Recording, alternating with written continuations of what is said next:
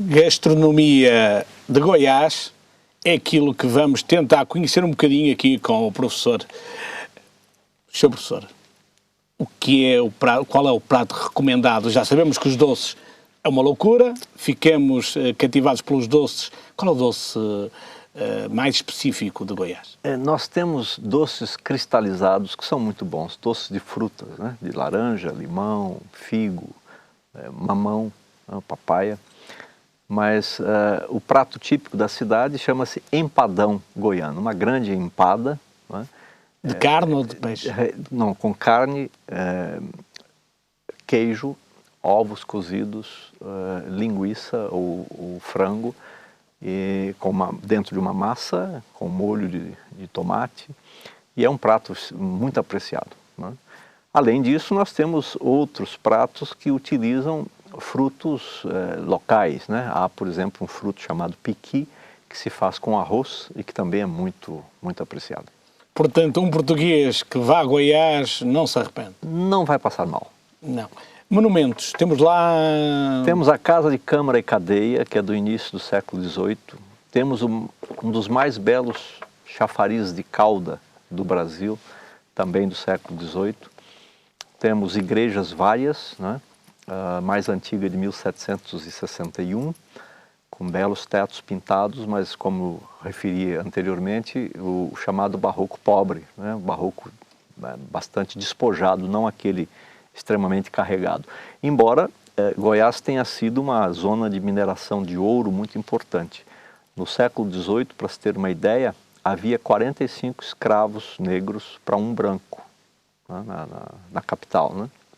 De modo que houve uma extração de ouro fabulosa que vinha para a coroa e que depois, com o esgotamento das minas, a vocação tornou-se mais agrícola, né? Mas inicialmente era uma zona de mineração. Professor universitário na Universidade Federal de Goiás, como é que estamos de ensino no Brasil? Olha, nós temos hoje um grande desenvolvimento na área universitária. Houve um grande progresso, né? Temos boas universidades, especialmente as universidades públicas. As universidades católicas, as pontifícias universidades católicas também têm uma qualidade, uma tradição renomada, de modo que em matéria de conhecimento, em matéria de desenvolvimento científico, tecnológico, o Brasil vai muito bem. Mas nessa parte, mas eu penso que na outra parte, pelo menos há a ideia de que o ensino não está a preparar os homens para o futuro. Os homens e as mulheres. Essa é uma questão importante, né? Qual é o futuro que nós queremos construir, né? E para se ter essa resposta é preciso saber o que construir com os estudantes, né? Com os alunos. Eu acredito que seria importante investir mais em humanidades, né? As pessoas hoje se conhecem menos seus problemas e, por incrível que pareça, vou falar da área da saúde, a despeito de todo o progresso, perdem saúde a cada dia, porque estão confrontados a péssimos hábitos de vida, né? Hoje fazemos pouco exercício físico, comemos muito mal, né? Estamos submetidos a todo tipo de estresse, do trânsito horrível nas grandes cidades, do atropelo do trabalho, além daquilo que seria desejável.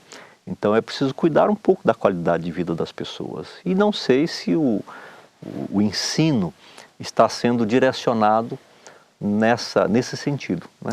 Os alunos que lhe chegam à universidade estão com preparação para isso? Não. Por incrível que pareça, muito preocupados com aspectos da tecnologia, do desenvolvimento científico, tecnológico, mas muito pouco formados na condição de conhecimento humanístico mais global, que essas pessoas da minha geração, por exemplo, tinham acesso, né? Hoje você não encontra isso com facilidade, a começar do próprio conhecimento da nossa língua, né? Hoje temos coisas aberrantes que podemos constatar a cada dia na universidade, nos maus tratos com a língua portuguesa. O que lhe pareceu este acordo ortográfico que já está em vigor? É pelo menos em Portugal. No Brasil também. A mim me parece uma coisa extremamente importante do ponto de vista político de afirmação de uma única língua, né, que possa ser reconhecida e possa ter assento como uma língua universal, embora isso vá e já está a exigir de vocês portugueses um esforço muito maior do que de nós, porque as alterações para vocês são muito mais substanciais. Sim, mas acha que este tipo de acordo, tal e qual está, é suficiente? Acha que deveria ter ido mais além, menos além? Eu penso que se fosse um bom acordo, ele já deveria estar muito mais implementado do que está até o momento. Então penso que há problemas aí. Mas seria importante que pudéssemos acertar esses problemas que ainda existem, né, no sentido de construirmos verdadeiramente uma única língua, o que não significa que tenhamos que ser exatamente iguais, mas na escrita sim. Eu acho que temos que caminhar para que tenhamos uma língua igual, como o francês e o quebecois, que são uma única língua, escrevem do mesmo jeito, embora lá no Quebec você ouça expressões que são da época de Luís XIV, que na França já nem sabe mais o que seja. Exatamente. Isso acontece em quase todas as línguas. Em Portugal acontece com o mirandês. Mas é uma única grafia. Exato. Coisa que entre nós há uma diferença grande. Exatamente. De facto e fato. No Brasil, se nós falarmos o fato, é sempre o facto daqui. O fato no Brasil, como vocês entendem, né? Exatamente. O paletó, o completo, le complet em francês, não tem nenhum significado no Brasil, dizemos terno. Exatamente. Né? Embora a expressão enfatiotado, quer dizer, metido num fato, exista, para dizer que está bem vestido. Pois, exatamente, cá o termo não se usa, esse termo não se usa, embora... Então são coisas de exceção, eu acho que os pontos, é como o ecumenismo, né? Nós temos que explorar os pontos comuns, não os divergentes. Porque aqui o terno é o jogo de cartas, quando se joga a sueca, não tem nada a ver com o fato, digamos assim. Fernando Cupertino de Barros, um homem convidado insistentemente para palestras em vários países do mundo, um homem do mundo, hoje está aqui, no Porto, amanhã ou depois estará em Paris, depois Cabo Verde. O que o leva a andar pelo mundo? Especialmente discutir e aprender, né, coisas que possam ser colocadas em benefício da humanidade. Né? Para mim, o sentido da globalização só faz sentido, permita-me o trocadilho, dessa forma. Né? Globalização não é apenas uma referência sobre o aspecto econômico, ou financeiro ou comercial. É a partilha do saber humano. Como nós acreditamos no Brasil que é preciso construir a saúde a partir da defesa dos chamados cuidados primários de saúde, né, atenção primária à saúde, é um pouco nesse sentido que eu caminho aqui e acolá para aprender e também mostrar às pessoas a experiência que o Brasil já pôde acumular aí ao longo de um pouco mais de 20 anos, colocando uma ênfase muito grande na estruturação do seu serviço de saúde a partir do fortalecimento dos cuidados primários. Nas suas palestras, agora é uma questão que a mim me dá interesse saber, tendo uma especial birra pelo inglês, como é que prefere as suas palestras? Sempre que possível, profiro em português, se não em francês, ou ainda em espanhol, ou menos um pouco, mas ainda é possível em italiano. Mas não em inglês. Um colega seu português, neste caso Eduardo Vítor Rodrigues, dizia-me ontem à noite dizia-me a mim e durante uma palestra, portanto a todos que assistiam à palestra, que ainda nos vamos arrepender por esquecermos o francês. Eu também acho que as línguas guardam certas relações muito importantes, mas mais que isso, os valores que as nossas sociedades lusófonas e francófonas possuem precisam ser melhor compartilhados e precisam ser mostrados para o mundo. Né? Nós aceitamos tacitamente um modo de viver anglo-saxão achando que isso é uma referência e perdemos a oportunidade de olhar para dentro de nós mesmos e de olhar para culturas que têm muita proximidade, sobretudo a cultura francesa, com essa dimensão da humanidade, do respeito a individualidade da pessoa, de respeito às diferenças, né, de respeito à diversidade cultural. né? E acho que perdemos um bocado de tempo com isso, deixando de lado essa dimensão, e é preciso recuperar esse tempo perdido. Visitando os países que já visitou e os continentes que já visitou também, se eu lhe perguntasse o que acha, qual é o estado da democracia no mundo, me diria? Eu sou muito cético e muito descrente da democracia representativa atualmente. Eu acho que ela não nos representa como cidadãos, né? E é preciso que os cidadãos sejam capazes de reconstruir espaços democráticos de participação direta. Não a participação direta explorada pelos políticos como se fosse algo que eles próprios estivessem a promover, mas algo que nasça realmente de uma iniciativa da população. Não é fácil, né? Mas nós temos aqui e acolá experiências que dão muito certo. Dos países que têm visitado, há algum que se aproxime desse seu desejo? Penso que não, porque há um imperativo da preocupação com o capital, com o econômico, que muitas vezes sufoca outras coisas, né?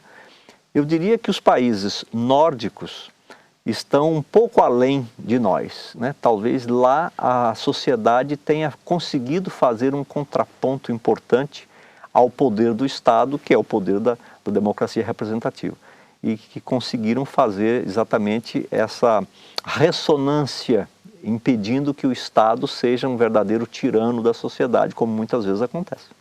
E quando falamos nesse aspecto, eu sei que o Fernando Cupertino de Barros, por exemplo, não gosta de Cuba e é da outra faixa, não é do capital, é uma outra área política. Não é que eu não goste de Cuba. Pelo menos nunca lá pôs os pés. Eu não gosto do regime político de Cuba. E por isso não pôs lá os pés. Sim, e nem pretendo. Enquanto não houver mudanças, não pretendo, porque acho que é extremamente agressivo e intolerável alguém ser controlado, como é o povo cubano, pela vontade de uma meia dúzia.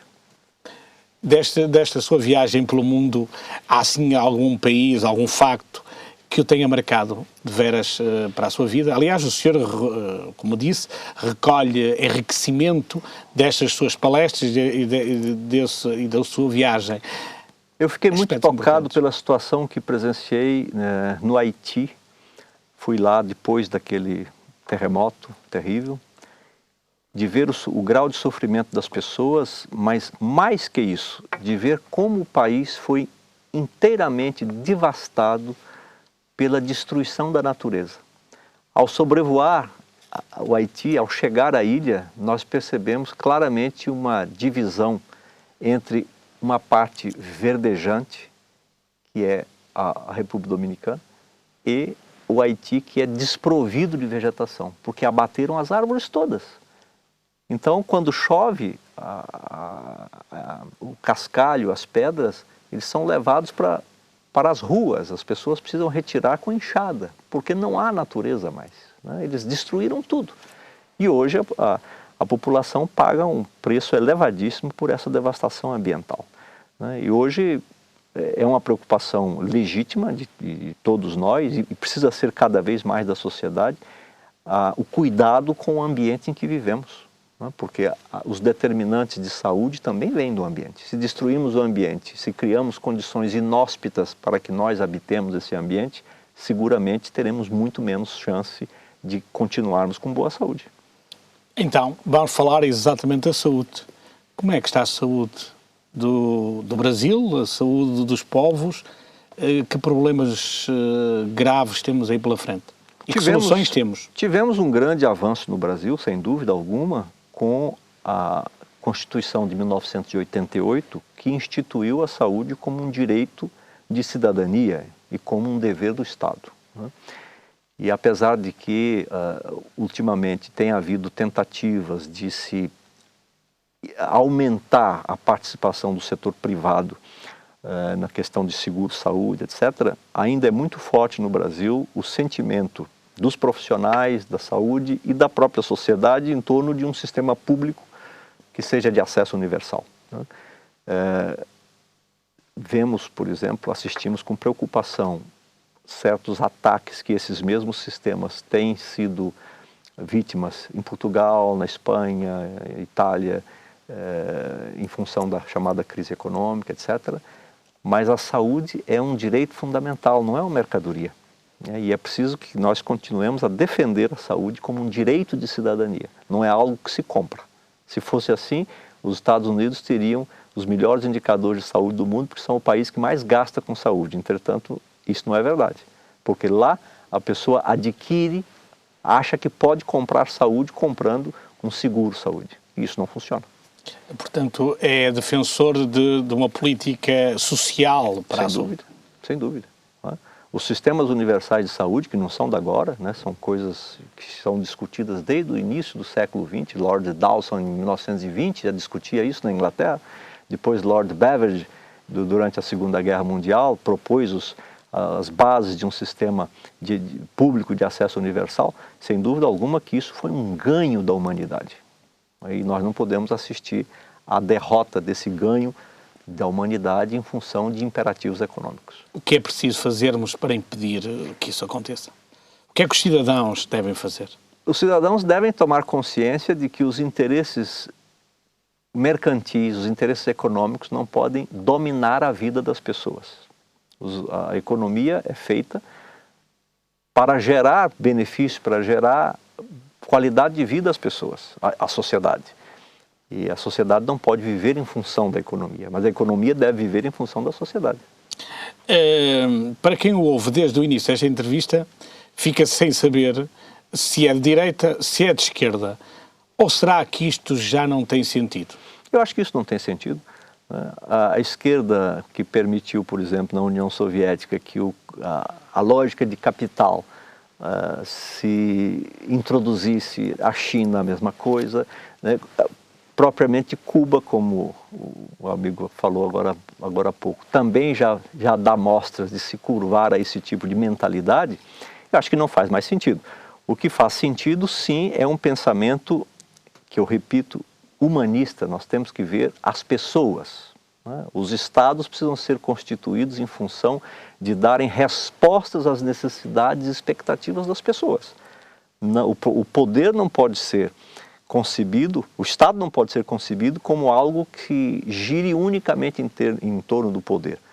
Deveria ser, como agora recentemente o Papa Francisco coloca, o poder deve ser o poder de servir e não de servir a si próprio.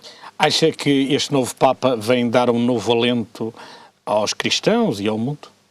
Sim, espero, né? Pelo menos ele concretamente já fez gestos muito eloquentes nesse sentido, né?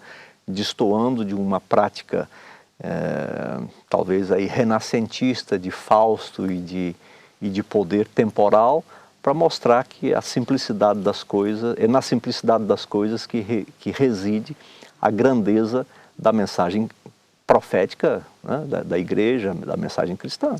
E acha que este seu gesto pode vir a ser seguido pelos grandes líderes no campo político, ou isso aí é mais complicado? É mais complicado, não é? Mas sem dúvida alguma que é um excelente exemplo. Um exemplo que poderá vir a dar frutos no futuro, esperamos nós. Esperamos, né, que as pessoas de bom senso possam mirar-se no exemplo dele. Sei que tem tido um trabalho também importante nos países de língua portuguesa, os PALOPs. Acha que a atual ligação, já o disse que há um certo afastamento entre o Brasil e Portugal, mas acha que o caminho futuro será esse? Ou seja, uma maior união entre os países que falam português? Acho que é preciso, talvez, fazer desaparecer completamente a noção de colonizador e colonizado. Talvez isso ainda atrapalhe.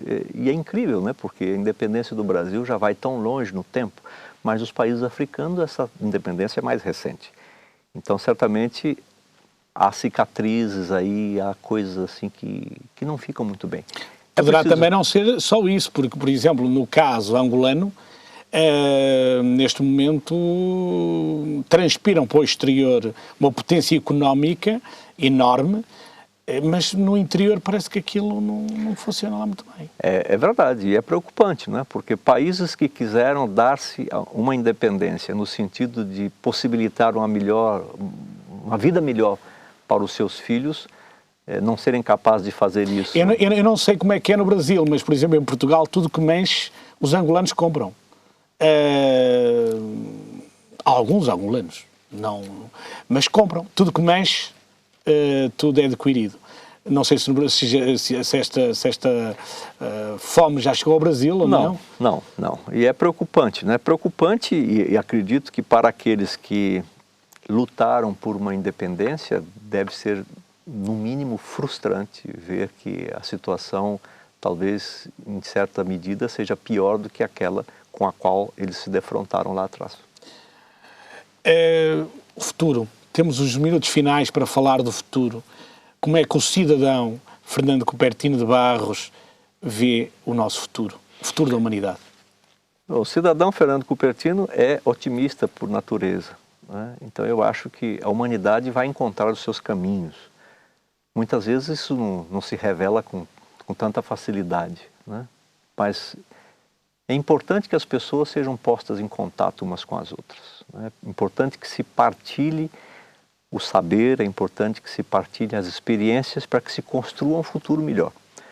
E é somente assim que eu vejo que as coisas podem se processar num sentido de desenvolvimento da humanidade, né? Acredita que a inversão dos fatores poderá acontecer, ou seja, uma diminuição do número de pobres, de fome no planeta, ou então os interesses económicos vão se continuar a sobrepor e estamos irremediavelmente condenados? Eu acho que irremediavelmente condenados, não, mas é preciso haver uma tomada de posição, uma consciência ética, né? Porque se isso não aconteceu até hoje, foi única e exclusivamente por falta de vontade. E essa falta de vontade decorre exatamente de talvez uma falta de compromisso ético em mudar essa situação. O seu contributo através das palestras de medicina ou através da música é também um contributo para que o mundo possa mudar? Sem dúvida, eu acho que quando você faz essa entrevista aqui, você também está contribuindo para que o mundo possa mudar para melhor. Pelo menos estimulando as pessoas a pensar em outras coisas que às vezes no dia a dia nem tem tempo e nem tanta oportunidade de refletir a respeito. 17 de julho parece distante, mas nem tanto. É já ali ao virar da esquina e aí vamos ver uma obra de Fernando Cupertino. Vai voltar cá a Portugal nessa altura. Se Deus quiser, né? Espero muito. Tem grandes expectativas para isso. Sem dúvida. Será uma grande emoção. É recomendável que se assista a este concerto. Para quem gosta de música e música brasileira, eu penso que é interessante. Como é que estamos de música no Brasil? O Brasil é um país onde as pessoas têm uma musicalidade muito grande, não é? Acho que a confluência de raças e de culturas contribui muito para isso. Os ritmos quentes, normalmente, são aqueles que chegam cá. Mas antes tivemos o Jovem Guarda, o Roberto Carlos. Agora, né? Quando eu digo de música, eu digo daquela que é atemporal. Aquela que permanece. Exatamente. Né? Que é aquela em que o professor Não sei, o futuro vai dizer isso, né? Eu não sei. Mas, de qualquer forma, o que se comenta hoje no Brasil, especialmente no campo da música popular, é que se perdeu qualidade. As pessoas estão muito mais preocupadas em fazer aquilo que vende, aquilo que é comercial, do que aquilo que nós entendemos que seja uma boa música, uma música de qualidade, uma música que tenha sentido, né, sonoro, e que tenha sentido poético, né? E nem sempre a gente está vendo isso acontecer. Os sons portugueses de Portugal chegam ao Brasil ou não? Muito pouco, muito pouco. É apreciador de fado? Sou muito apreciador de fado. É uma música belíssima. Essa é das tais que é intemporal? É intemporal. Essa vai continuar? Essa vai continuar e é uma marca registrada de Portugal. Muito bem. Dia 17 vamos nos encontrar.